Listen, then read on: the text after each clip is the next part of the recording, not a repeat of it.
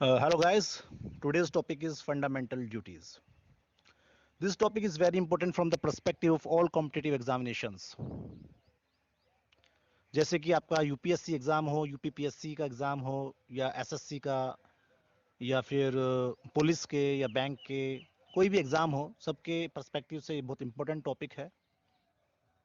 हमारे कॉन्स्टिट्यूशन या Indian polity को जो पढ़ना शुरू करते हैं तो तीन मोस्ट इंपॉर्टेंट टॉपिक्स होते हैं: fundamental rights, directive principles of state policy, fundamental duties. तो ये उनमें से एक है। इस टॉपिक पे लगभग सभी कॉम्पिटिटिव एग्जामिनेशंस में क्वेश्चन पूछे जाते रहे हैं और आगे भी पूछे जाने की उम्मीद है। दोस्तों, मेरा पहला वीडियो था federal form of government. I hope आप सभी को पसंद आई होगी। कुछ लोगों ने, कुछ फ्रेंड्स ने, कुछ स्टूडेंट्स ने डिमांड करी कि सर बाइलिंगुअल वीडियोस अपलोड कीजिए, तो इसीलिए मैंने एक कोशिश की है इस वीडियो को बाइलिंगुअल बनाने की। इस टॉपिक को शुरू करने से पहले मैं आपसे कुछ शेयर करना चाहता हूँ कि फ्रेंड्स, आप किसी भी चैनल को, किसी भी वेबसाइट को, किसी भी बुक को, किसी भी मटेरियल को अगर रेफ़र कर रहे हैं, एंश्योर कर लीजिए प्लीज़ कि वो क्वालिटी कंटेंट हो, क्योंकि नहीं तो आप पूरे साल लगे रहेंगे और आपके एफर्ट्स जो है लास्ट में वेस्ट हो जाने हैं। या तो आपको उस टॉपिक में से कोई क्वेश्चन आएगा ही नहीं, मिलेगा ही नहीं, टॉपिक में से क्वेश्चन जो आएगा उसका आंसर आपको मालूम नहीं होगा, या फिर कन्वेंशनल टाइप पेपर में अगर आप आंसर लिख के आते हैं तो क्वालिटी कंटेंट ना होने की वजह से उस पर नंबर नहीं मिलेंगे, तो हमारे सारे एफर्ट्स वेस्ट हो जाते हैं। Hopping best for your future, let's start the fundamental duties. Fundamental duties का कोई चैप्टर हमारे ओरिजिनली कॉन्स्टिट्यूशन में नहीं था, ना ही कोई आर्टिकल था। 1976 में कांग्रेस गवर्नमेंट ने इसकी ज़रूरत समझी कि फंडामेंटल ड्यूटीज़ को इनकॉर्पोरेट किया जाना चाहिए कॉन्स्टिट्यूशन में। इसके लिए उन्होंने एक कमेटी का गठन किया जिसको सरदार स्वर्ण सिंह कमेटी के नाम से जानते हैं। उस कमेटी ने अपनी रिकमेंडेशंस दी, उसके आधार पे फंडामेंटल ड्यूटीज़ को इनकॉर्पोरेट कर लिया गया। हालांकि सभी रिकमेंडेशंस नहीं मानी गई थी। तो क्वेश्चन क्या बनता है? पहला क्वेश्चन बनता है कि क्या ओरिजिनली कॉन्स्टिट्यूशन में फंडामेंटल ड्यूटीज़ थी? तो आंसर इज नो। दूसरा क्वेश्चन बनता है कि कौन सा आर्टिकल कॉन्स्टिट्यूशन का पर्टेन करता है फंडामेंटल ड्यूटीज से? वो है 51A। कौन सा पार्ट जो है कॉन्स्टिट्यूशन का वो फंडामेंटल ड्यूटीज से पर्टेन करता है? वो है पार्ट 4A। उसके बाद कौन से कॉन्स्टिट्यूशनल अमेंडमेंट एक्ट से इसको ऐड किया गया? That is 42nd constitutional amendment act. और एक क्वेश्चन बनता है कि किस ईयर में इनकॉर्पोरेट किया गया? That is 1976। सो ये पॉइंट हमको जरूर याद रखने हैं क्योंकि इनमें से क्वेश्चन बनने के बहुत बहुत चांसेस रहते हैं। Now the next question arises from where we got inspired to incorporate fundamental duties in the Indian Constitution. Inspiration कहाँ से आई? So these duties in the Indian constitutions are inspired by the constitution of erstwhile USSR. It is declared that the citizens' exercise of their rights and freedom was inseparable from the performance of their duties and obligations. वहाँ पे तो साफ साफ लिखा हुआ है उनके constitution में कि यदि आपको राइट्स और फ्रीडम, आज़ादी और अधिकार चाहिए तो वो सेपरेट नहीं है कर्तव्यों से और दायित्वों से। सही बात है, अगर आपको आज़ादी चाहिए, आपको अधिकार चाहिए, तो फिर आपके कुछ कर्तव्य और दायित्व भी हैं जो आपको निभाने पड़ेंगे। इसी बात से इंस्पिरेशन लेते हुए फंडामेंटल ड्यूटीज को जो है इंडियन कॉन्स्टिट्यूशन में इनकॉर्पोरेट किया गया। अब क्वेश्चन अराइज होता है कि स्वर्ण सिंह कमेटी ने क्या रिकमेंडेशंस दी थी? स्वर्ण सिंह कमेटी ने रिकमेंडेशन दी थी कि एक सेपरेट चैप्टर होना चाहिए फंडामेंटल ड्यूटीज का कॉन्स्टिट्यूशन में, और 8 फंडामेंटल ड्यूटीज जो इनकॉर्पोरेट की जानी चाहिए। इसके अलावा और भी कई रिकमेंडेशंस दी थी लेकिन सभी एक्सेप्ट नहीं हुई। जो एक्सेप्ट नहीं हुई उनमें से ये हैं: पहली, the parliament may provide for the imposition of such penalty और punishment as may be considered appropriate for any non compliance with और refusal to observe any of the duties. यानी कि पार्लियामेंट को, संसद को जो है पेनल्टी या पनिशमेंट का लगाने का प्रावधान होना चाहिए, या पार्लियामेंट कंसीडर कर सकती है कोई भी पेनल्टी या पनिशमेंट ऐसी जो कि अगर कोई सिटीजन अपनी ड्यूटी को ऑब्जर्व नहीं करता या बोले तो गैर अनुपालन या उल्लंघन करता है तो कोई एक पेनल्टी या पनिशमेंट उस पर इम्पोज कर दे पार्लियामेंट, ऐसा प्रोविजन हो। उसके बाद है कि नो लॉ इम्पोजिंग सच पेनल्टी और punishment shall be called in question in any court for infringement of any of the fundamental rights or on the ground of repugnancy to any other provision of the constitution. Third one is duty to pay taxes should also be a fundamental duty of the citizens. यानी कि tax पे करना भी एक fundamental duty बताकर उसको incorporate कर लेना चाहिए। लेकिन ये तीनों ही जो सिफारिशें थी, रिकमेंडेशंस थी स्वर्ण सिंह कमेटी की, वो मानी नहीं गई। सिफारिश 8 फंडामेंटल ड्यूटीज की थी, लेकिन 42nd कॉन्स्टिट्यूशनल अमेंडमेंट एक्ट 1976 के से 10 फंडामेंटल ड्यूटीज को इनकॉर्पोरेट किया गया। उसके बाद एक और fundamental duty 11th fundamental duty 86th constitutional amendment act 2002 से जोड़ी गई। तो अगर क्वेश्चन आता है कि कितनी फंडामेंटल ड्यूटीज हैं कॉन्स्टिट्यूशन में, तो वो हैं 11। हम अब one by one fundamental duties को डिस्कस करते हैं। First fundamental duties to abide by the constitution and respected ideals and institutions, the national flag and the national anthem. यानी कि संविधान का पालन करें और उसके आदर्शों, संस्थाओं, राष्ट्रध्वज एवं राष्ट्रीय गान का आदर करें। Second one is to cherish and follow noble ideals which inspired our national struggle for freedom. स्वतंत्रता के लिए राष्ट्रीय आंदोलन को प्रेरित करने वाले उच्च आदर्शों को हृदय में संजोए रखें और उनका पालन करें।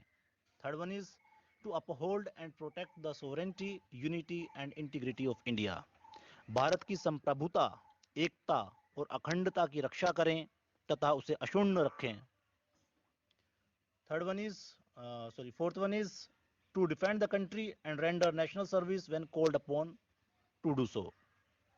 देश की रक्षा करें और आवाहन किए जाने पर राष्ट्र की सेवा करें। Fifth one is to promote harmony and the spirit of common brotherhood amongst all people of India, transcending religious, linguistic and regional or sectional diversities, to renounce practices derogatory to the dignity of women. यानी कि भारत के सभी लोगों में समरसता और समान भातृत्व की भावना का निर्माण करें, जो धर्म, भाषा और प्रदेश या वर्ग आधारित सभी प्रकार के भेदभाव से परे हो। ऐसी प्रथाओं का त्याग करें जो स्त्रियों के सम्मान के विरुद्ध हैं। Sixth one is to value and preserve the rich heritage of our composite culture. हमारी सामाजिक संस्कृति की गौरवशाली परंपरा का महत्व समझें और उसका परिरक्षण करें। Seventh one is to protect and improve the natural environment including forests, lakes, rivers and wildlife and to have compassion for living creatures. प्राकृतिक पर्यावरण जिसके अंतर्गत वन, झील, नदी और वन्य जीव आते हैं, रक्षा करें और संवर्धन करें तथा प्राणी मात्र के लिए दया भाव रखें। Eighth one is to develop scientific temper, humanism and the spirit of inquiry and reform. वैज्ञानिक दृष्टिकोण से मानववाद और ज्ञानार्जन तथा सुधार की भावना का विकास करें। Ninth one is to safeguard public property and to abjure violence. सार्वजनिक संपत्ति को सुरक्षित रखें और हिंसा से दूर रहें। Tenth one is to strive towards excellence in all spheres of individual and collective activity so that the nation constantly rises to higher levels of endeavor and achievement. व्यक्तिगत और सामूहिक गतिविधियों के सभी क्षेत्रों में उत्कर्ष की ओर बढ़ने का सतत प्रयास करें, जिससे राष्ट्र प्रगति की ओर निरंतर बढ़ते हुए उपलब्धि की नई ऊंचाइयों को छू ले। And the 11th one is who is a parent or guardian to provide opportunities for education to his child or as the case may be ward between the age of 6 and 14. 6 से 14 वर्ष तक की आयु के बीच के अपने बच्चों को शिक्षा के अवसर उपलब्ध कराना। Now question arises why fundamental duties are placed at the end of the part 4 of the constitution. इसके reasons हैं because fundamental duties are non-enforceable, non-justiciable. It means कि there is no provision of direct enforcement of these duties and no citizen can be punished by a court for the violation of fundamental duties. अब non enforceable है, non justiciable है। Similar nature का जो part है वो है part 4, जो कि directive principle of state policy से डील करता है, DPSPs जो हैं वो भी नॉन एनफोर्सिएबल हैं, नॉन जस्टिशिएबल हैं, इसलिए प्रीफर किया गया कि they should be placed at the end of the part 4 instead of at the part of the third, क्योंकि पार्ट थर्ड फंडामेंटल राइट से डील करता है जो कि एनफोर्सिएबल भी है, जस्टिशिएबल भी है। अब एक इंपॉर्टेंट पॉइंट इधर है कि यूएसएसआर से हमने ये आइडिया, हम इंस्पायर हुए थे कि डायरेक्टिव फंडामेंटल ड्यूटीज जो हैं वो इनकॉर्पोरेट किए जाने चाहिए कॉन्स्टिट्यूशन में, लेकिन यूएसएसआर में जो है it is legally enforceable, while India के अंदर जो है it is not, it is non enforceable. अब फंडामेंटल ड्यूटीज का क्रिटिसिज्म भी होता है, उसको वन बाय वन हम डिस्कस करते हैं। क्रिटिक्स कहते हैं कि the list is not exhaustive, not cover the important duties like paying taxes, family planning, voting in elections. उनका मानना है कि लिस्ट बहुत बड़ी नहीं है, छोटी सी लिस्ट है और इंपॉर्टेंट ड्यूटीज उसके अंदर मेंशन नहीं करी गई हैं, जैसे कि टैक्स पे करना, जो कि सरदार स्वर्ण सिंह कमेटी ने भी रिकमेंड करी थी, family planning, voting in election, इस तरह की बहुत सारी ड्यूटीज हैं जो कि उसके अंदर मेंशनड नहीं है। दूसरा क्रिटिसिज्म ये है कि ambiguous and vague terms are used while defining duties like noble ideals, scientific temper, कि जो टर्म्स हैं ambiguous, वो बहुत ambiguous हैं, वेग हैं, जैसे कि noble ideas, ideal, scientific temper, इस तरह की टर्म्स हैं जो कि कॉमन मैन की समझ में या तो कम आएंगी या फिर इंटरप्रिटेशन चेंज हो जाएगी। थर्ड है described of moral nature being non enforceable and non justiciable, यानी कि नॉन एनफोर्सिएबल और नॉन जस्टिशिएबल है, इसी की वजह से इसकी जो प्रकृति है वो सिर्फ नैतिक रह गई है, मोरल नेचर हो गई है। Fourth one is incorporation in part 4A reduced their importance and significance. Critics proposes that fundamental duties must have been appended to part 3rd to keep them at par with fundamental rights. Critics का मानना है कि part 4A यानी कि part 4 के बाद इसको place करने की वजह से इसकी इंपॉर्टेंस, इसका महत्व जो है कम हो जाता है। अगर पार्ट 3rd के साथ इसको अपेंड किया जाता तो इसकी इंपॉर्टेंस फंडामेंटल राइट्स के बराबर होती। उसके बाद हम बात करते हैं कि VK RV राव कमेटी 1976 में जो बनी थी, उसने क्रिटिसाइज किया है fundamental duties can not be followed if there is no legal action for their violation as people lack courage and willingness to obey duties, कि फंडामेंटल ड्यूटीज को जो है फॉलो नहीं किया जाएगा क्योंकि लोगों के अंदर साहस और इच्छा शक्ति की कमी है अपनी ड्यूटीज का पालन करने में। तो ये VK RV राव कमेटी ने क्रिटिसाइज किया था। अब इसके बाद ऑनरेबल सुप्रीम कोर्ट ने 1998 में गवर्नमेंट ऑफ इंडिया को नोटिस दिया और नोटिस के थ्रू पूछना चाहा कि सरकार की क्या तैयारियां हैं नागरिकों को फंडामेंटल ड्यूटीज के बारे में सिखाने के लिए। तो इसके रेस्पॉन्स में गवर्नमेंट ने GS वर्मा कमेटी एस्टेब्लिश करी, उसके बारे में अब डिस्कस करते हैं। To increase the awareness among the people of India concerning fundamental duties, Verma committee had identified few existing acts by which a proper implementation of such duties can be accomplished. तो Verma committee ने कुछ acts identify करे कि इन acts से जो है fundamental duties